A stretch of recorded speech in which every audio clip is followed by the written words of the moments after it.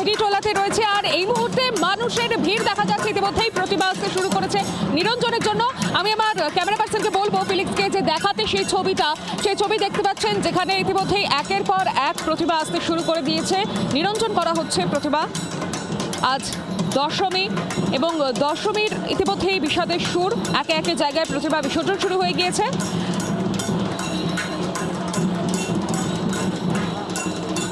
আর আমার সঙ্গে রয়েছেন প্রতিনিধি নিমতলা ঘাট থেকে, প্রতিনিধি অয়ন ঘোষাল। অয়ন, নিমতলা ঘাটে ঠিক কি ছবি উঠে আসছে?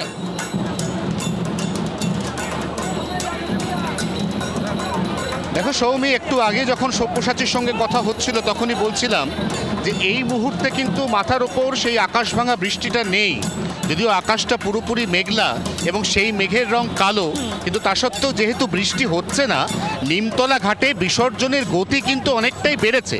আমরা এই মুহূর্তেও দেখতে পাচ্ছি নিমতলা ঘাটে পর পর প্রতিমা বিসর্জন হচ্ছে, কারণ যারা বাড়ির অথবা বারোয়ারির পুজো অর্গানাইজ করেন তারা বুঝতে পারছেন না এরপর আবার কখন ঝেঁপে বৃষ্টি আসবে।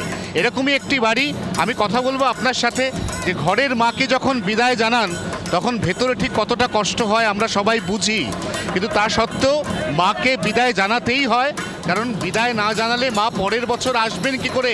আসছে বছর আবার হবে, তাই তো? হ্যাঁ, আসছে বছর আবার হবে। আমরা এসছি মার্লিন উল্টোডাঙ্গা থেকে। আমাদের কমপ্লেক্সের পুজো আমাদের বাড়ির পুজোর মতনই, আর সেই পুজোর প্রতিমা বিসর্জনে আজকে আমরা সবাই মিলে এখানে এসছি।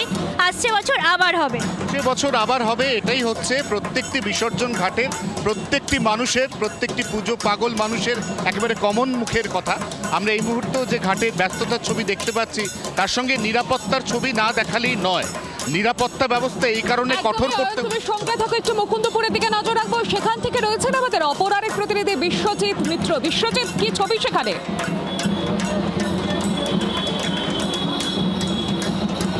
দেখো সৌমি, সেটা হচ্ছে যে একেবারে দশমীর পুজো সকালবেলাতেই শেষ হয়ে গেছে।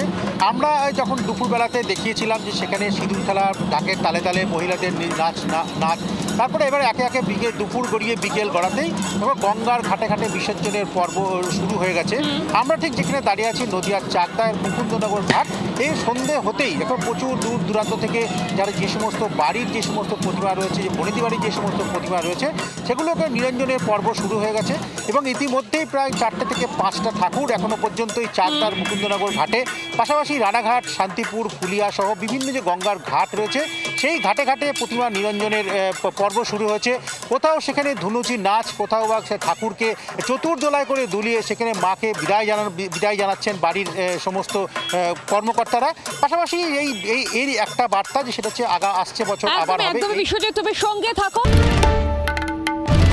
বাংলার আওয়াজ, বাঙালির আবেগ, জি 24 ঘন্টা।